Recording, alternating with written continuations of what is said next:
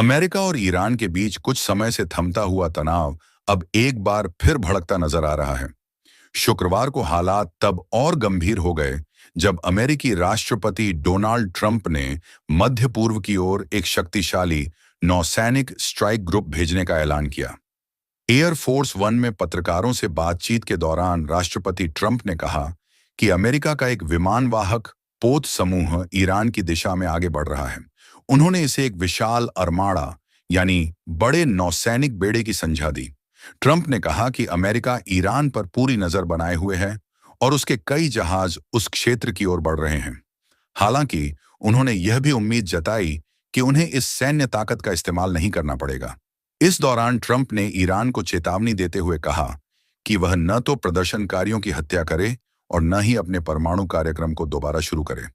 वहीं ट्रंप की इस खुली धमकी पर ईरान की ओर से भी कड़ा जवाब सामने आया है। रॉयटर्स के अनुसार एक वरिष्ठ ईरानी अधिकारी ने नाम न छापने की शर्त पर कहा कि ईरान किसी भी तरह के हमले को पूर्ण युद्ध मानेगा। ईरानी अधिकारी ने कहा कि पूरे देश में हाई अलर्ट जारी है और सेना हर हालात से निपटने के लिए पूरी तरह तैयार है। उन्होंने चेतावनी दी कि अगर अमेरिका ने किसी भी तरह का हमला किया, चाहे वह सीमित हो या सर्जिकल, ईरान उसे पूर्ण युद्ध मानेगा और इस बार जवाब बेहद कठोर होगा। ईरान ने साफ शब्दों में कहा, इस बार हम हिसाब बराबर करेंगे। इसी बीच ईरान ने राष्ट्रपति ट्रंप के उस दावे को भी खारिज कर दिया है जिसमें उन्होंने कहा था कि उनके हस्तक्षेप के कारण 800 कैदियों की फांसी रोक दी गई। ईरान की सरकारी समाचार एजेंसी मिजान के मुताबिक देश के शीर्ष अभियोजक मोहम्मद मोवाहिदी ने इस दावे को पूरी तरह गलत बताया है और कहा कि न तो ऐसी कोई संख्या मौजूद है और न ही न्यायपालिका ने ऐसा कोई फैसला लिया है। वहीं मानवाधिकार कार्यकर्ताओं का दावा है कि ईरान में प्रदर्शनकारियों पर हुई कार्रवाई में अब तक 5000 से ज्यादा लोगों की मौत हो चुकी है। यूएसएस अब्राहम लिंकन सहित अमेरिकी विमानवाहक पोतों के पश्चिम एशिया की ओर बढ़ने से दोनों देशों के बीच तनाव और बढ़ गया है। विशेषज्ञों का मानना है कि सैन्य मौजूदगी से अमेरिका के पास हमले का विकल्प खुला रहता है।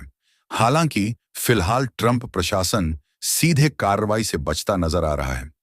न्यूयॉर्क स्थित थिंक टैंक सूफान सेंटर के अनुसार क्षेत्रीय दबाव और जमीनी हकीकत को देखते हुए अमेरिका भले ही पीछे हटता दिखे, लेकिन सैन्य कार्रवाई की संभावना अभी पूरी तरह खत्म नहीं हुई है।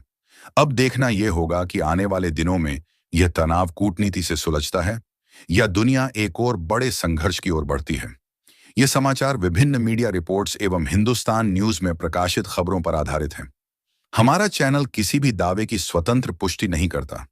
यह वीडियो केवल सूचना देने के उद्देश्य से बनाया गया है।